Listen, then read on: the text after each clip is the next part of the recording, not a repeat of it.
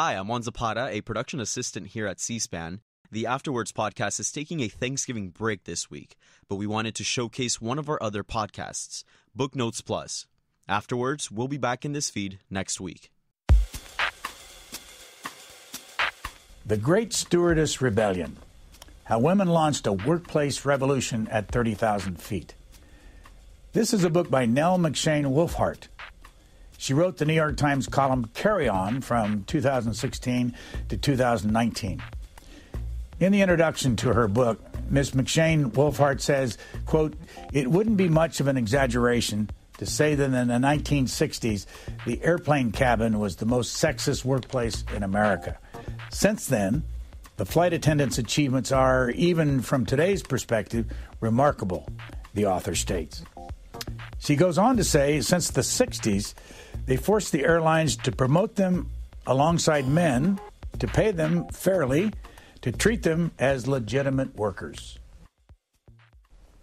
Nell Wulfhart, why a book on stewardesses? Well, everyone loves a stewardess, right? When I first heard about this idea, and it had a lot of things that really interest me, right? It was about feminism, it was about the labor movement, but it also had this added bonus of being about stewardesses. And I feel like everyone is just captivated by that image and the thought of like what a stewardess's life was like. And I think it's really, it's something that captures everyone's imagination. Who is Pat? She's the heroine of my book. She is a woman who became an American airlines stewardess at the age of 19. And she went from being somebody whose biggest dream in life was to become a stewardess supervisor to becoming a militant union leader and somebody who kind of led a revolution in the labor movement. Where did you find her? I used to have a column in the New York Times travel section where I interviewed celebrities, and I interviewed Adam Conover, who had a television show where he did myth busting. And one of the episodes he did was about the golden age of travel. And it was all about, this idea of Don Draper and cocktails in first class and this incredibly glamorous lifestyle. But it was also about this workers' revolution that was happening behind the scenes. And Pat Gibbs was one of the people who led it. So he introduced me to her. How did Pat Gibbs get into the stewardess business? She had an overbearing mother and a sort of chaotic family, and she was 19 and she wanted to get the hell away from it all. And the idea of being a stewardess back in 1961 was incredibly aspirational. Like, it was harder to get into Harvard than it was to get a job. I'm sorry, it was harder to get a job at TWA than it was to get into Harvard. There was like a common saying. It was this idea of independence, flying all around the country, living on your own.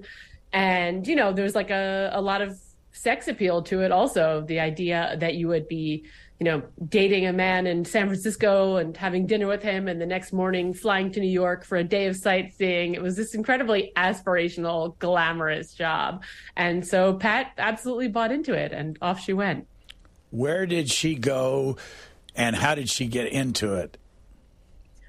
She went to Dallas-Fort Worth for her interview at American Airlines. They rejected her initially because she had a gap between her front teeth.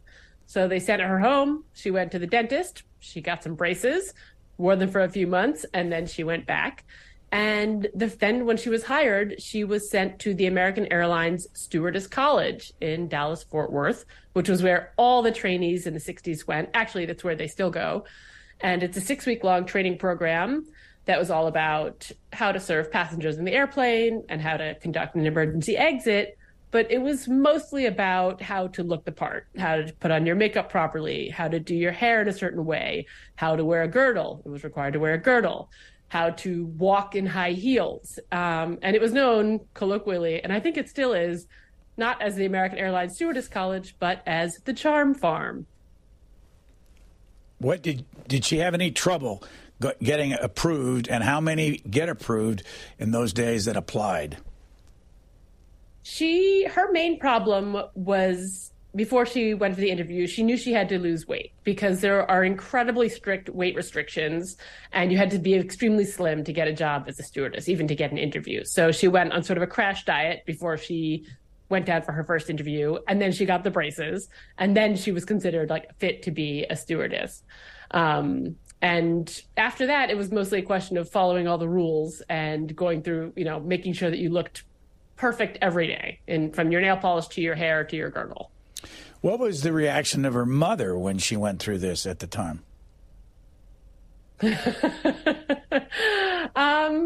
Her mother was sort of a showboat, I think, and that was kind of one of the reasons that Pat wanted to get away, is that her mother wanted to be on television and had her own sort of TV show sponsored by an appliance store. So I think that she was. I mean, she also had a number of other children, so I think she was happy enough with it. Pat wasn't going to be any competition for her. When she graduated, what happened then? She was sent to her first base, and her base was Dallas-Fort Worth. So she moved into an apartment.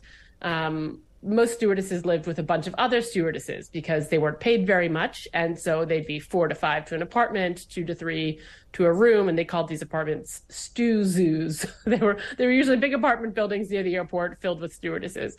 And then, she started working back in those days in the early 60s. It was a lot of short hops. Even today, if you're a flight attendant, the dream job, the dream schedule is long flights because you're paid per hour you're in the air. And so you want like a very long flight as much as possible. You don't want to be going like between New York City and Syracuse 8 times a day. But she was starting out, and so she was doing those short hops, up in the air, serve some fried chicken, a brownie, a glass of milk, down again, up in the air, serve the same meal, down again, over and over again. In those early days in the 60s, how diverse was the stewardess world? There were almost no people of color in the stewardess world in the early 60s. That changed gradually throughout the decade, and by the 70s, it got to be even more. And then, of course, in the early 70s, we got men working as stewards. But it was incredibly white. When you look at advertisements from that time, they talk about, that are photos of the stewardesses. They look identical. They're all slim, conventionally attractive, very young white women. And if you were a black woman and you wanted to be a stewardess, the makeup didn't work for you. The makeup they had at the Charm Farm. The pantyhose was the wrong color. No one knew how to do your hair. Like, you were totally on your own when it came to those things. It was extremely isolating. And at the time they called them the girls, what were the girls supposed to do on the planes in relationship to the passengers? Were there any instructions? Yeah, I mean, the main target then, probably it's still true today, was the male business traveler. That was like the number one passenger. So everything in the plane was about creating the perfect experience for the male business passenger. And that was whether that's about bringing him his favorite cocktail or cooking a steak to the right temperature, bringing him a pillow for his back, talking to him if he wants to talk, not talking to him if he doesn't want to talk. It was a real, at least in the 60s through the mid 60s, it was about treating the passengers as if you were their mother in a lot of ways. But of course, a mother who was under the age of 32, because that was the age at which you were fired. Fired at 32.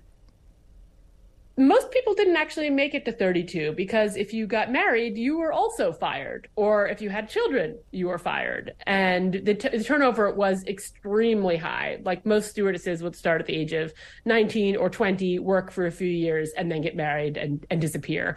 But if you had somehow managed to avoid either having children or getting married, when you turned 32, you would be fired because they didn't want you on the plane anymore. Too old. What did the airlines do if they found out you were pregnant and not married? There was some consensus that the airlines would occasionally help you to get an abortion, which was still illegal at that time. But I think in some cases that was true, but I don't have any real evidence of that. But if you were pregnant and you told your supervisor you were pregnant, that was it. You would just be on your way out the door. And this actually forced a lot of women to get back alley abortions because they knew that they would lose their job if they turned up pregnant at work. What happened if you were seen on a day to be overweight? This to me is one of the most humiliating things I can imagine. The scales, weight was a very important thing. Your weight was regulated according to how tall you were, and you had to maintain a very slim physique at all times. And in the airport, there's a room called operations, which for, say, American Airlines would be like a huge room, lots of offices around it, pilots coming in and out, supervisors in and out, huge. This is where the stewardesses waited for their flights, where they picked up their mail. huge operations center. Scale is right in the middle of it. And any supervisor or even a pilot could grab any stewardess and put her on the scale whenever they wanted. And so it was sort of used as a tool of terror to really keep the women as slim as possible, because it's a humiliating experience. And if you were over your allowed weight, you could be pulled right off the flight. And you would generally be given a couple of weeks to lose the weight and get back down to your permitted weight before you were allowed to fly again. In your book, I read mostly about American Airlines, United Airlines, TWA, Pan Am, some Braniff, some national airlines. Was there a difference among these airlines on how they treated women stewardesses? Yes. The international airlines, the Air American at that time didn't fly internationally, nor did Braniff, nor did most of them. TWA and Pan Am were the airlines that flew overseas, and they generally had more relaxed regulations when it came to both getting married and getting older.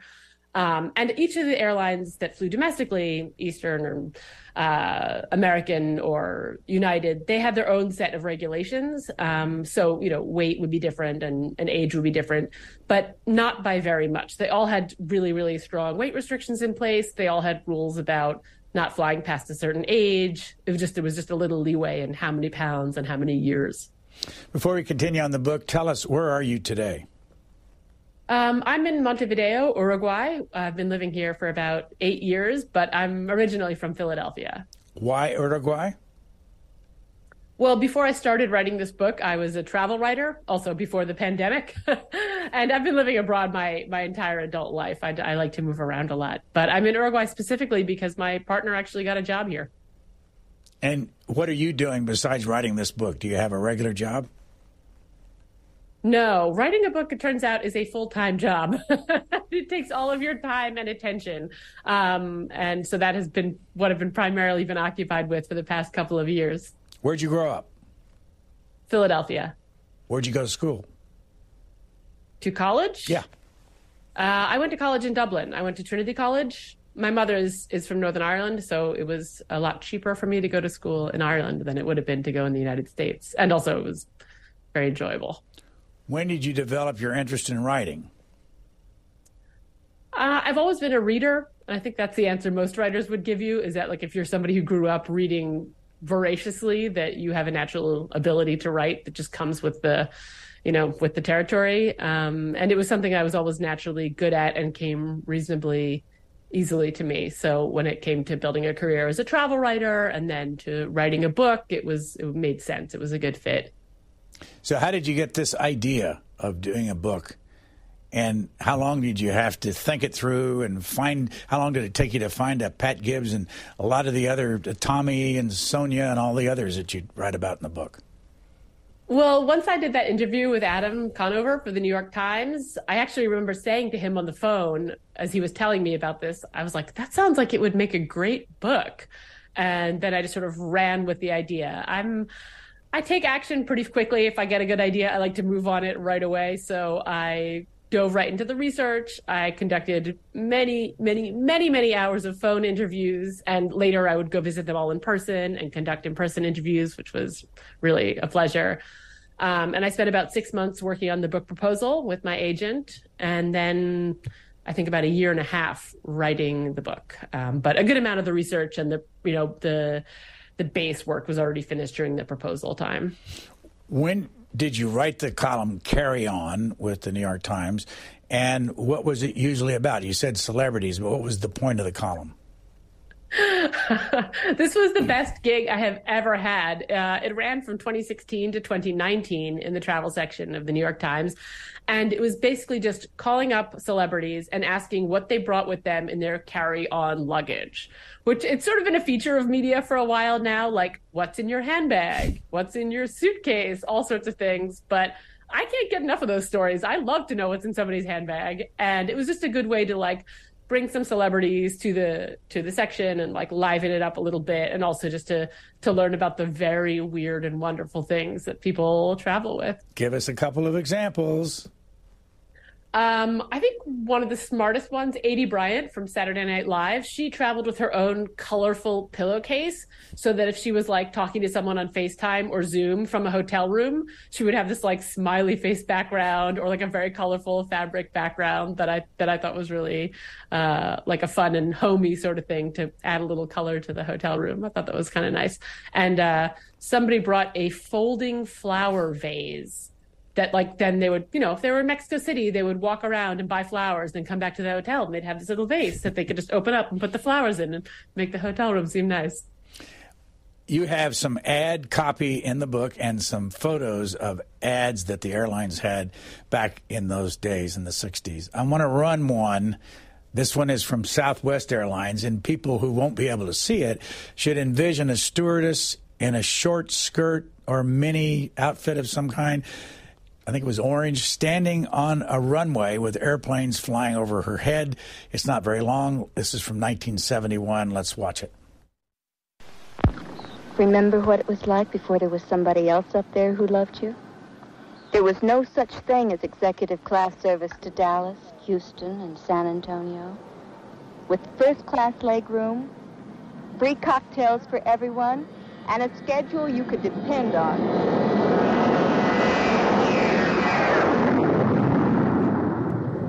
Remember?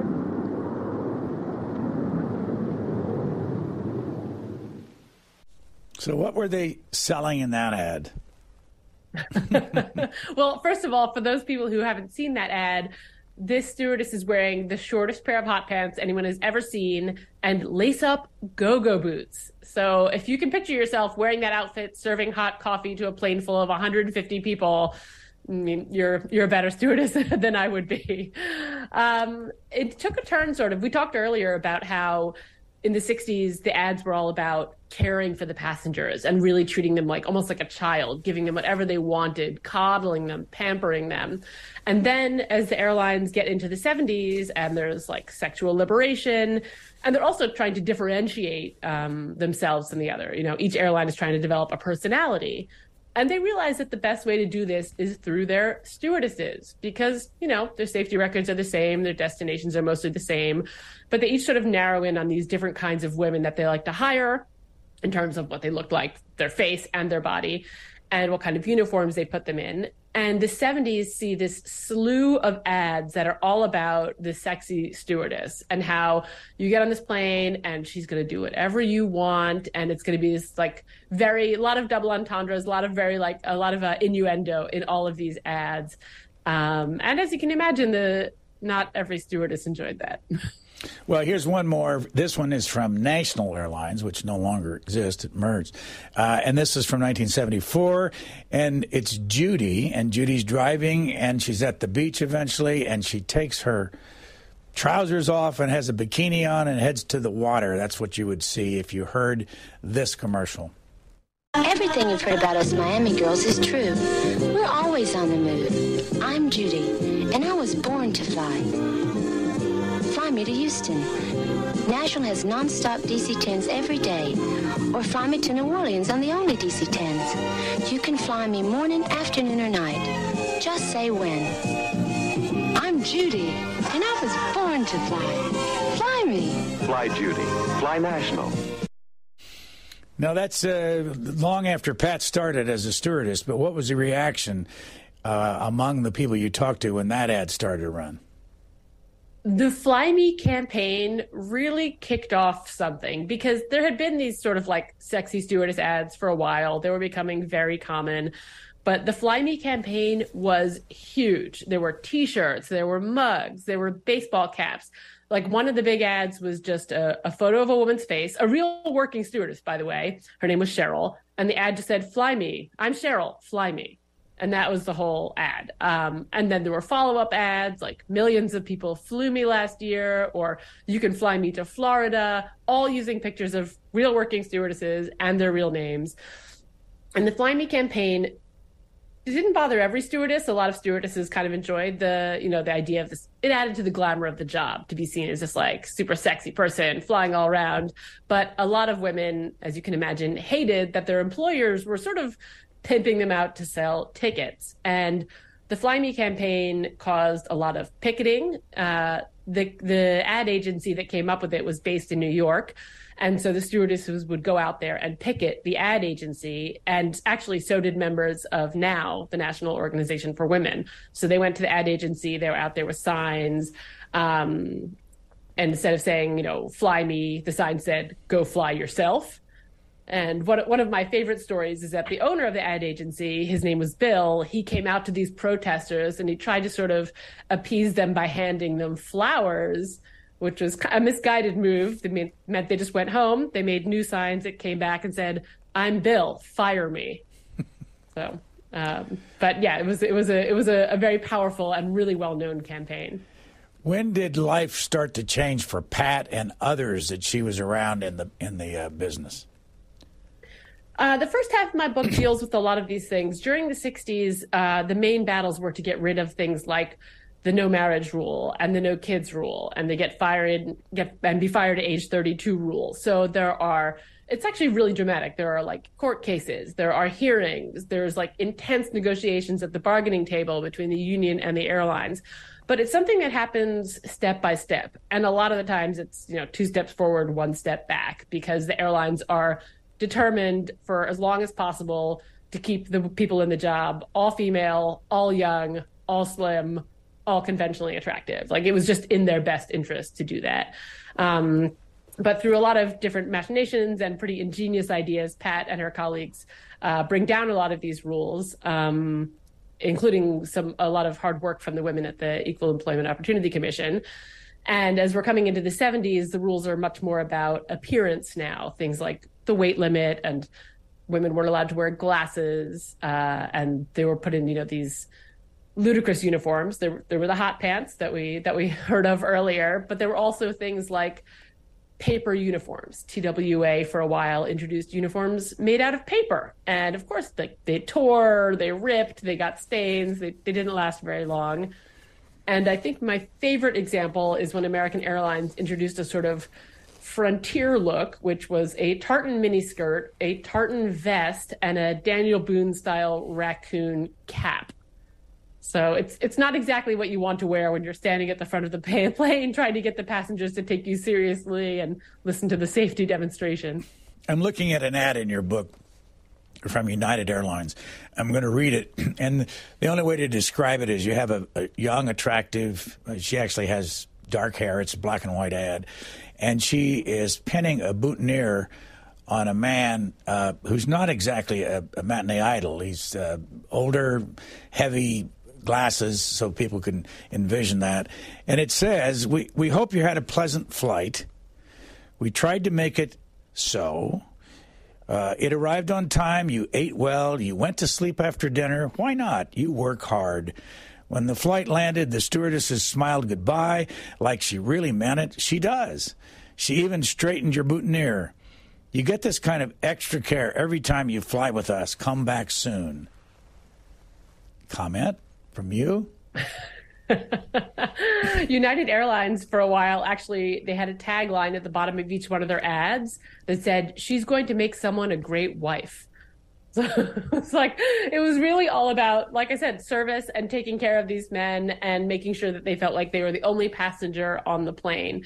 And yeah, it comes a little bit with the idea of respect, right? And that, like, the stewardesses knew they were on the planes to save lives, to make sure that everybody who got on the plane at the beginning got off the plane at the end. But the passengers thought, and they were encouraged to think by these airlines, by their own employers, to think that the stewardesses were there literally to be flying Playboy bunnies. How much did they make? I would say it's hard to put it into today's dollars, maybe like in like 30,000 something, 40,000 something. It's difficult to say because it depends on your schedule. It depends on your seniority. It really fluctuates a lot, but the wages were always an issue. The stewardesses were usually the lowest paid airline employees, obviously much lower than the executives, but also lower than the mechanics and the ground crew and the cleaning crew. And this is one of the things that they were trying to fight in their union negotiations, because they felt that they were not being taken seriously as workers. They were really considered more like mascots. What about the single room controversy? This is so interesting to me because I feel like if you think about the labor movement and you look at the fights that people are having in the labor movement right now, sometimes the thing the employers are upset about is never the thing that the outsider would think was upsetting. So there were so many things the stewardesses could and were upset about, but this was about a contract that happened in the early 70s, and it was over single rooms on layovers. At this point, men had started working on the airlines, and when the flight crew arrived somewhere, they had a layover at a hotel, the man always got his own room to stay in while the women had to share. And they, to cut costs. And they had always had to share. Like the crew would arrive at the desk to check in. The pilots would saunter off with their keys to their own rooms. The stewardesses always had to sleep two to a room. So this bothered them, but it bothered them even more when these newbie men start coming on the planes and then they get their own room. And these women who have been working for 10 years longer than him still have to share rooms. And this was something the company did not want to give in on. They didn't want to give these single rooms to the stewardesses. It was going to be too expensive. They wanted them to share. And the stewardesses union representatives, they were affiliated to the Transport Workers Union. And the leadership of the Transport Workers Union looked pretty much like the leadership of American Airlines, a bunch of older white men who were not all that interested in dealing with what the stewardesses wanted. And they felt that their representatives weren't fighting for this single room thing. So this is actually a point of high drama in the book when they agree. The company comes back with a contract. It gives them some things. They still don't get the single rooms, and the stewardesses vote down the contract. And they vote it down 2 times before they finally get what they want, which is single rooms.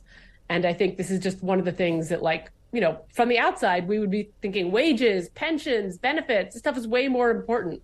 But when it came to the day-to-day work of the job, the single room thing was the thing that felt like the most, it took away from their dignity and their respect as workers. And they fought for it and they won. You have some details on the single room thing that I found interesting. One of them was that in some cases, the stewardess would come from another flight, get to the room, and that caused a difficulty because somebody had already been asleep. The other person.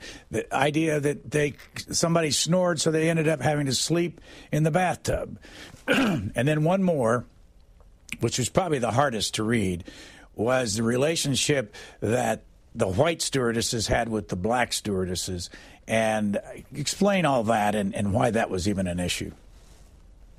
Yeah, I mean, when you ended up with sharing a room with someone, it could be someone from another flight, and maybe you would have to stay awake to let them into the room, or you'd be, as you said, reading your book in the bathtub because you couldn't sleep, but the other woman was sleeping, or she kept you awake because she was snoring. All sorts of things that come with sharing a room with anybody, much less a total stranger. But yeah, there was, it was racism was a huge problem, and when black stewardesses started flying, a lot of white stewardesses did not want to share rooms with them. They would, when they checked into the hotel room, the white stewardess might rush to use the bathroom or the shower first, so she wouldn't have to use it after the black woman had already used it. And I mean, there are multiple incidents like this. I talked to a number of black stewardesses for this book, and their experiences, even some of them actually happened very recently, are really horrifying. So what really broke that then, and what year was it when they got the single room? That was 1976. That was the big showdown over single rooms. Yeah, it was. It was a huge incident at the time, and it involved some humorous incidents, I think, also, which people will find in the book. But it was 76 when they finally got that resolved. What was effective, though? How did they, in your opinion? I know you said they voted the contract down twice. Was there anything else that forced them to give them single rooms? It was a voting down of the contract. I also should make this clear for people who don't know that much about negotiations or, bargaining or things like that, that voting down a contract, people spend years putting together a contract. So you're union reps and the management at the company might spend years negotiating all the terms of your contract. And this happens every 3 years. So you're almost always in negotiations over who pays for the uniforms, or whether you get single rooms, or what the wages are going to be. Like, it is a big deal. It takes over your life. And so to vote down a contract after all this time has been put in is huge. Like, and it was really unprecedented that they voted it down, because they felt so passionate, like that what they wanted and what they were telling their union reps that they needed was not being taken seriously by any of the men in charge. We found some video of a woman who had been a stewardess on YouTube. They don't identify her. It was a documentary interview done by a man named David Hoffman. But it makes a point. I'm going to run it and get your reaction to this. First of all, telling my parents that I was going to be a stewardess, they were appalled at the idea. And then I went back to my high school, and I went to a Catholic high school, and I told the head nun that I was going to be a stewardess, and I thought she was going to just fall right off of her chair. She thought it was the worst thing in the world that I could possibly be doing, and that I was damned to a life of sin, and I was going to hell. The airlines used the stewardess as an advertising gimmick that would lure male passengers. We had a flight that went from Newark to Chicago, 5 o'clock in the afternoon, and if you were not a man, you could not book on that flight. It was an all-men's flight. We gave out free liquor, free cigars, and little prizes. It was a gimmick, and the stewardesses on that flight were part of the gimmick to attract the passengers. Now, how long did that last? I don't think the men-only flights actually lasted all that long, although I have a vague memory that somebody tried to resuscitate that idea maybe like 10 years ago and tried to implement something like that. There was also Hooters Airlines for a while. They might actually still be in business. So yeah, there's been a number of things like this over the years. And yeah, the men-only flight were a real thing. And I can't imagine any woman really wanting to work those flights. But it's not the worst gimmick I've ever heard. I think the most astounding one for me was when, for a brief period back in the 70s, American Airlines removed like the last 20 rows of the plane, and instead they created a piano bar, and they put like a real piano at the back of the plane. And this is the worst part. Any passenger could like get up from their seat and go back to the piano bar and play the piano and sing along while they accompanied themselves. And to me, like I would just have to open the emergency door and jump out at that point if a stranger started doing that on my flight. What was the hardest part of writing this book? I did a tremendous amount of research, which actually I like the research. It wasn't that onerous. But it wasn't nearly as fun as talking to the women in the book. I really tried to tell the story through the development of a couple strong characters, and those people were so interesting and so fun and such compelling, fascinating women that it was just like, I mean, they've all become friends. Like, it's just really was such a pleasure to talk to them and spend time with them. So yeah, I think that the research could be hard because a lot of it is reading through like airline contracts from 1968, but that was definitely offset by the sort of personalities of the people I talked to, and also the fun things that I discovered, like some of the ads that you've shown, and the ones that I've put in the book, like the print ads, like the ones that are so horrifying that you kind of have to laugh so you don't cry. Yeah, like this one, fly in quote marks foreign accent with us and forget about counting the hours. We make a new thing of every time, first class and coach, beginning with our special foreign accent hostesses. Their ruffles, bows, and minis and sheer delight in being girls, as well as expert hostesses, make something wonderful happen inside the plane. Atmosphere. Actually, those uniforms, which were sort of like Manhattan penthouse and Italian toga, those were the paper uniforms that I referred to earlier. Those uniforms were actually made of paper. But yeah, it's like that was just one of the gimmicks. Like, okay, we're going to play Italian music. We're going to serve Italian food. We're going to dress all the stewardesses in Italian outfits. Like, this was just one of the many interesting ideas the airlines came up with to sell tickets. Is all this gone? That's a really good question. It's mostly gone. I mean, I feel like on some airplanes now, you don't even get a packet of peanuts or biscuits, much less like a special outfit on the stewardess or, music playing in the background. So I would think, yeah, it's almost all gone. There are, like, I do think there is still a Hooters airline that does have some things maybe that are extracurricular, but I'm not sure if that's still in existence. I would say for the most part, those gimmicks are gone, but I wouldn't be surprised if they came back. How did the male pilots treat the stewardesses in those early days, or even today for that matter? Yeah. They treated them sort of like the passengers treated them and like the supervisors treated them, essentially as servants. And there was, they would order them to bring them coffee. They wouldn't bother introducing themselves. They never learned the names of the women. They just called them, sweetie or honey or something like that. And also, for a lot of the period that is covered in my book, the stewardesses are required to wear girdles under their uniforms. And anybody, including a pilot, could conduct a girdle check at any point, which was, the stewardesses called it a free feel, just kind of like a flick on the butt to make sure they were wearing the girdle. And so the pilots could exercise that right whenever they felt like it. What were the rules about interaction between pilots and stewardesses? That's a good question. I don't actually know. I think that I don't know. Actually, I don't know the answer to that. Because you do refer to situations where a pilot and a stewardess would have an affair and there'd be a pregnancy and the pilot wouldn't want any responsibility and all that. Do you remember any of that? Yes, but I don't think that was regulated by the airline. That was more like if there was a pregnancy, the woman knew she would lose her job, so that would be an issue. Or if the pilot was married, he didn't, he wanted to get as far away from that situation as possible. Those are more like interpersonal issues with those kinds of relationships. I don't actually know how they were regulated by the airline. Possibly not at all. Who is Sonia?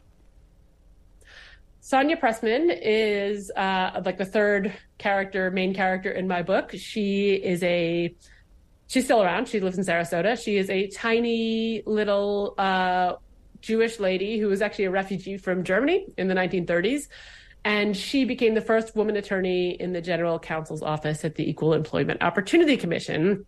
And the reason she is relevant to my book is because she wrote a major decision that said that these age and marriage rules that the airlines were trying so hard to hold on to were in violation of the Civil Rights Act, and they had to be, the airlines had to get rid of them. And her own story, she has a very interesting life story, actually. She's written her own book, but she's like a very strong personality, and she had this impact on the stewardess fights from a legal perspective. One of the things that seemed interesting, though, is that she actually, this is a strong word, in cahoots with these women and would meet with them. She was a federal government employee, but would meet with them trying to figure out a way to break this situation and change it. That's actually not quite accurate. Her clandestine meetings were actually with the members of the National Organization for Women, of which she was a founding member. And she would, the issue for Sonia was that at the Equal Employment Opportunity Commission, when they opened their doors, they only dealt with racial discrimination. And that was essentially what everyone expected them to do. That's why it was set up. But the stewardesses were actually first on the doorstep, lodging complaint after complaint after complaint about the way they were being treated by the airlines. And no one was paying any attention to these complaints. They just kept stacking up, but the EEOC didn't want to deal with it at all. So Sonia just thought it wasn't fair. I'm not sure she's ever been in cahoots with anybody in her whole life. She's very black and white. She really sees right and wrong very clearly. And she could just see that, like, these women were complaining, the airlines were treating them terribly and breaking the law, and she wanted to change that. So she did pass some information from the EEOC from what was going, inside intel as to what was going on there and how the stewardess complaints were being disregarded. She passed that on to the National Organization for Women, to people who then did something about it. But I don't think she even had any real interactions with stewardesses. She mostly just could see that they weren't getting a fair deal and decided to do something about it. You have a lot of organizations that you reference and people. We haven't come close to dealing with all this. I mean, I've got a whole list here from the ACLU to the EEOC to now to the APFA. What was the APFA? The APFA is the Association of Professional Flight Attendants, and that is an independent union of American Airlines flight attendants. That this happens sort of at the climax of the book, when the flight attendants decide to leave the Transport Workers Union, form their own independent women-led union. And that union is still in business today. They have, I think, around 26,000 members. And yeah, they're still functioning. What was the relationship of the stewardesses and the Transport Workers Union? So the Transport Workers Union, to which the stewardesses were affiliated, was mostly made up of, subway workers and bus drivers and, transportation workers. And there was a real divide between them and the stewardesses in the 60s and 70s, because a lot of the members, the bus drivers and the subway workers, they were, men who had wives who didn't work outside the home. And they had maybe a more traditional idea of what women's lives should be like. And the stewardesses came in and wanted to be treated as real workers, doing a real important job, working as safety professionals. And a lot of the members of the Transport Workers Unions didn't really have time for that. Like, the women were going to be out of there anyway once they got married or they, got old. They weren't really considered real workers. And the Transport Workers Union leadership, when it came to bargaining, they really went all out for the airline mechanics and for the airline pilots and for the ground crews. But when it came to getting the stewardesses what they wanted at the bargaining table, they just didn't think it was that important. So it was contentious. Who was Tommy? Tommy Hutto Blake is the second heroine of my story. She is from Texas. She was a social justice worker in the late 60s and early 70s. And she decided to become a stewardess. She thought she'd just do it for a few years and then she'd go back to social justice work. But she retired from being a stewardess at the age of 61. So she really committed to it, and she was there for about 40 years. She and Pat are sort of their counterparts throughout the book. Pat becomes a militant labor leader and somebody who is always against the company and filing grievances and really standing up in a very aggressive way for the workers. And Tommy's more of a peacemaker and a negotiator, but what they both want is the same thing. They want the stewardesses to get real workers' rights. But they get there in two very different ways and not without a considerable amount of conflict. Did the airlines ever stop the weight requirement for flight attendants? Great question. That is not... It is still sort of in flux. During the 90s, there were a lot of battles over this, and I think even court cases where airlines were still firing stewardesses when they got too heavy, and then the union, filing grievances. There was a lot of back and forth. And in a lot of airlines today, the weight limit has been replaced by a performance test. And it's okay, if you can get down the aisle, if you can lift off the emergency door, if you can lift up this chair, if you can do all those things, we're not going to weigh you anymore, which I think is far better. That's the only thing that makes sense. But I think there are a few airlines, especially some international airlines, that still have a weight requirement. What about all the other things, the white gloves, the uniforms, the hair, all the things that started bothering some of these flight attendants in the early years? That's something that Pat did a lot of work on. She filed a lot of grievances over things like you had to wear nail polish that was not chipped and it was in a certain color, or eyeshadow in a certain color, or some airlines even mandated wearing fake eyelashes. She raised those problems again and again, and she scored a lot of wins. But if you could look through sort of a handbook now over what a flight attendant, even in the year 2022, of the way they have to present themselves, the kind of luggage they can carry, the uniform they have to wear, everything is sketched out in incredible detail. Like those looks are really, really, really regulated. The size of the heel on your shoe, like from top to toe, everything has some kind of rule around it. It's there's more flexibility than there used to be, and there's a lot more comfort than there used to be. Flight attendants can rack up like 8 miles of walking on one flight. So when they won the ability to wear flat shoes and not heels, that was a huge thing.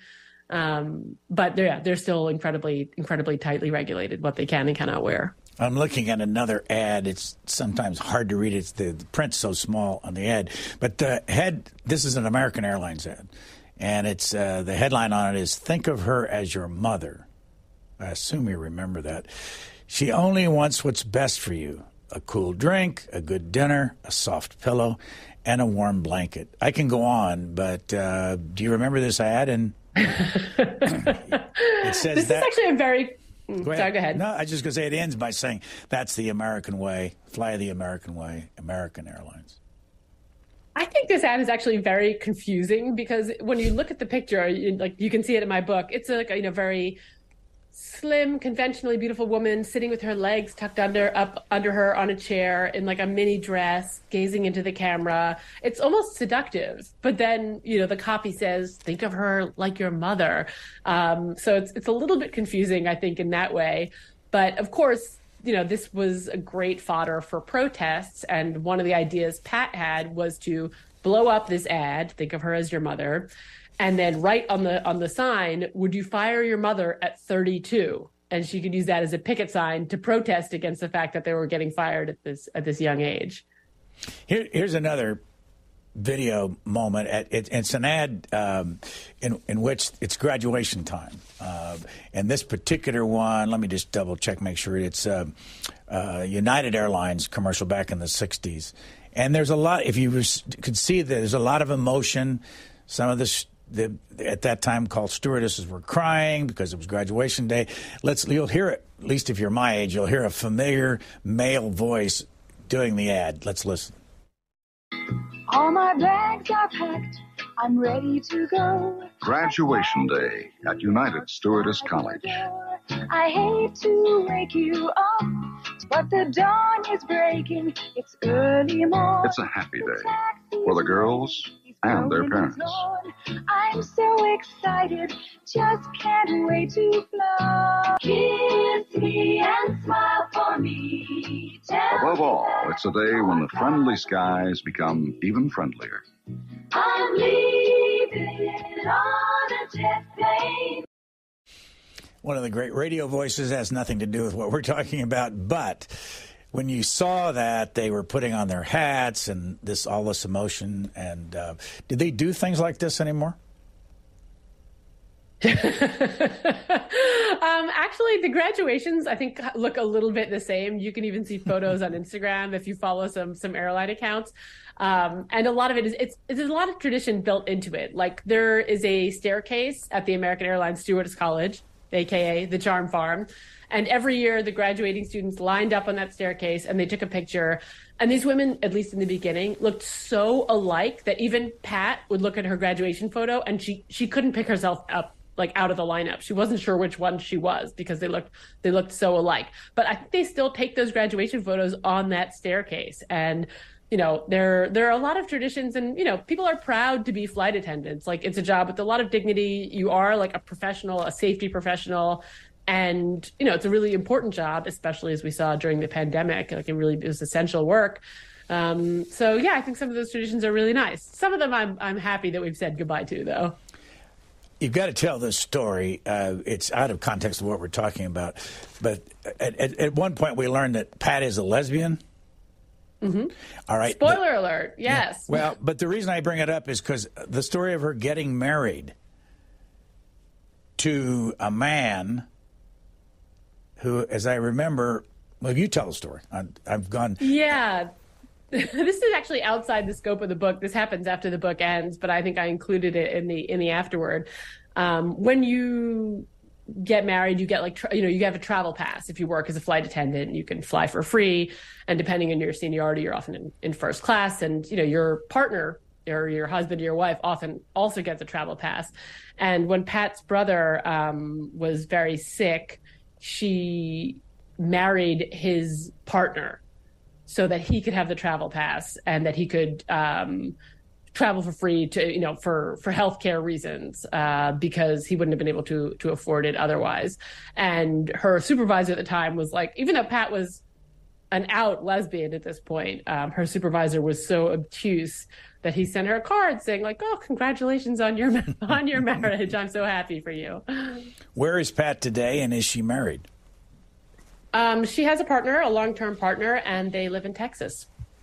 And at what point in the book does Pat make the biggest difference to the whole business of unions and changing the world of flight attendants?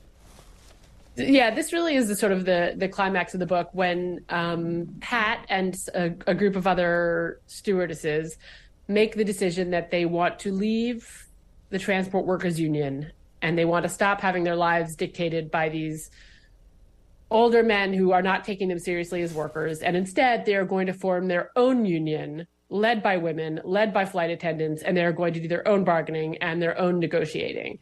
And it leads to a year of tension and infighting and battles between Pat and Tommy. Tommy at that point is the president of the American Airlines Flight Attendant Union. She wants to stay with the transport workers. She thinks that there's strength in numbers. Being affiliated with big labor is something that's really going to benefit them. And she says, if we just stay in here, we'll be running the damn unions. While Pat thinks we're never going to get any power with these guys around. We need to take matters into our own hands. So they spend a year basically pushing back and forth. And in the end, there's a vote. And yes, then Pat leads the flight attendants into their own independent union, led entirely by women. What surprised you the most as you were doing the research?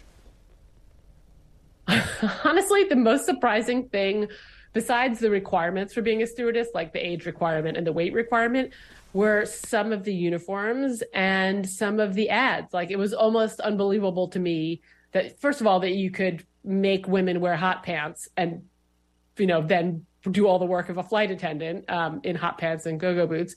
But also, like, the way it was, the exploitation of them as sex objects was so overt. Like, there was nothing subtle about it at all. It was right out there front and center. It's like, it was really jaw-dropping. And I tried to include as many of those ads as possible in the book because I think they're just fascinating. You have a picture in the book of a older man kissing on the lips Pat. And what was that about? And how long did that go on and why? This was actually a very surprising thing. This was extremely gimmicky, but for a short while at American Airlines, and I think at a couple of other airlines, they required that the stewardesses kiss the departing passengers on the cheek as they left the plane. And this was just like a job. Now it was a job requirement. And the photo in the book, which you can see if you look at it, is Pat kind of standing with her arms right down at her side, very rigid. She's being embraced and kissed by this man who's like twice her age. And, he doesn't know her. He's just taking advantage of the fact that they have this kissing requirement. That didn't last very long. I think it lasted a few months because I think the stewardesses, they just wouldn't do it. It was just so horrifying in all the expected ways. But yeah, that was absolutely like a very misguided and gimmicky way to try and hold on to those business passengers. You have a note, and it's, you didn't make a big deal out of this, but as someone who has lived in this town of Washington, D.C. forever, I never heard it, never seen it. And it's about who went on to be a very famous senator, and a night with Sonia, and his name was George Mitchell, who was the majority leader in the United States Senate. At the time, I think he was an aide to Senator Muskie, but I'm not sure he was at one point. What's that story? When Sonia was trying to get a government job, she had to have a letter of recommendation, and she didn't know anybody in government. She thought she could get one from Muskie because she had heard him make a speech about welcoming immigrants and refugees, and she thought, oh, I'm a refugee, like maybe he'll write me a letter. And so she got in touch with Mitchell, and he took her out one night, and they went dancing, and she was like, okay, are you going to get me that letter? And he says, okay, yes. But then he propositions her. And she runs away. But then I thought this was an interesting part. She's in the taxi on the way home, and she's thinking, like, she's kind of kicking herself for not going up to the room with him. She's like, oh, people are sleeping their way to the top all the time, and this is how people get by, and why am I such a prude? And she was sort of beating herself up for not going with the flow and getting the letter that way. But I think he felt guilty enough that he eventually sent her the letter, and then she got her job at the EEOC. Talking about the Congress, what was the relationship of stewardess flight attendants with Congress, and were they helpful in those days or not? Have they ever been helpful? They were not friends of the stewardesses. I will say that during the 60s, when the stewardesses were trying so hard to get rid of these age and marriage restrictions, they, petitioned Congress for help, and there were hearings that Congress held over things like, the age restriction and the marriage restriction and age discrimination.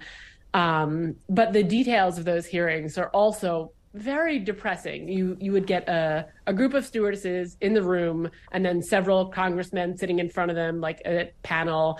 And the stewardesses are making their case for why these rules are so sexist and they shouldn't be allowed. And the congressmen are essentially like oogling them. And one of them says to a stewardess, like, oh, stand up so we can see the dimensions of the problem. And they're sort of falling all over themselves to do what they think is complimentary to the stewardesses, but it's actually just pure objectification. And just like the other men in their professional lives, they're not really taking them seriously. And the end result of these hearings and meetings, whatever, is zero. They don't help the stewardesses at all in their fight. What about the relationships with the airline leaders? You have a quote in here from former CEO of American Airlines, Robert Crandall, referring to the stewardesses as dumb broads. Yeah, there's actually, I have strong evidence that he used a worse word than that, but I substituted broads in that particular incident, not to get the book banned. But Crandall was not a friend of the stewardesses. He was somebody who would bring in scabs if they went on strike. He was trying to, he was not interested in treating them as professionals and as workers. And they felt really disrespected by him. But I will say that a number of them have talked about how he came up with the American Airlines Advantage program, like their frequent flyer program. And they thought like he was actually a pretty good CEO and that idea was a really good one. But I would say on a personal level, they hated him. What about the other airlines and the other leaders and their relationship? Anybody helpful to the flight attendants? No. And the thing I encountered most, my book is mostly focused on American Airlines, but one of the things in which the leaders of other airlines really kept appearing in was in a lot of homophobic language and homophobic slurs. And they would talk about when men were, legally required to be permitted to work as flight attendants, they were worried that there were going to be too many gay men working there. And there are a lot of quotes in the book about like really homophobic quotes about how they don't want any gay men working on board, and like this is not, gay people don't have a job at Delta, and this is not right for them, and United doesn't want any gays working on board. It's pretty disgusting. So all the characters that you have, one of them that we haven't talked about is Charlie Pasciutto. Who was he? And I think if my memory's right, that Pat even went to his funeral and did a eulogy? She did. Charlie Pasciutto was he's sort of the villain of the piece. He was the vice president at American Airlines for many years. He was essentially in charge of what we'd now call HR. Back then, I think it was employee relations. But he was the one who was bargaining with the stewardesses when it came time for a new contract. He was the one making decisions about their working lives. And he basically was, he was a company man. He did whatever the company wanted him to do, which was to keep these young ladies in line, to, push back when they wanted single rooms or higher wages or, longer skirts or anything like that. And so he comes up again and again. He is really like their enemy because he really is fighting them at every turn. But there's a point at which, as the years go by and they all get older, they sort of establish détente with him, and they're like, okay, they refer to him as Uncle Charlie. They joke around a little bit, and they really respected him as a man of his word. They said that even though they disagreed with him on almost everything, if he made a deal with them, they could rely on him to stick to the deal and to keep his word. And they respected him for that. As we wrap it up, we haven't talked much about this at all, but the law and the change in the law, how much impact did that have on the women's ability to get things changed at the airline? And I'm thinking first and foremost about the civil rights law, Title VII, and how much did that help them and why? Yes, Title VII, as part of the Civil Rights Act, was huge for them. They were really the first people to see how it could be used to fight sex discrimination, and the court cases they embarked on and the EEOC hearings they had. This all went on to establish case law, which is really has helped women in sex discrimination cases ever since. This was really a landmark thing. They were kind of the first to take advantage of that. And that was absolutely Sonia's decision at the EEOC was based on Title VII. This law absolutely changed everything for them. It enabled them to fight back against all these sexist restrictions. It was really life-changing. What would you say has been the biggest impact of your book? Of my book? That's a good question. I think that there are actually a lot of lessons that can be learned from the book. We're in a really interesting moment right now in the labor movement. Everywhere we look, Starbucks are unionizing, Amazon workers are unionizing, Chipotle workers are unionizing. We're in a really exciting moment for the labor movement in the United States. Something like this hasn't been seen in decades. And I think there's actually a lot of lessons that people who are organizing today and fighting to take back power from these big companies, I think there's a lot of lessons that they can take away from the battles that the women in my book fought. The principles are still the same, and I think they're really powerful. When was the occasion that we went from calling them stewardesses to flight attendants? That was in 1971 or 72 when men started working on the planes. So they could refer to them as stewards and stewardesses, but it was very awkward. And, there was no one moment at which it changed, but it gradually became just flight attendant as a gender neutral term. Our guest has been Nell Wulfhart, and the name of the book, The Great Stewardess Rebellion, subtitled How Women Launched a Workplace Revolution at 30,000 Feet. Thank you very much. Thank you so much for having me. Thanks for listening to the Booknotes Plus podcast. Please rate and review Booknotes Plus, and don't forget to follow so you never miss an episode. Questions or comments, we would love to hear from you. You can email us at podcasts@c-span.org.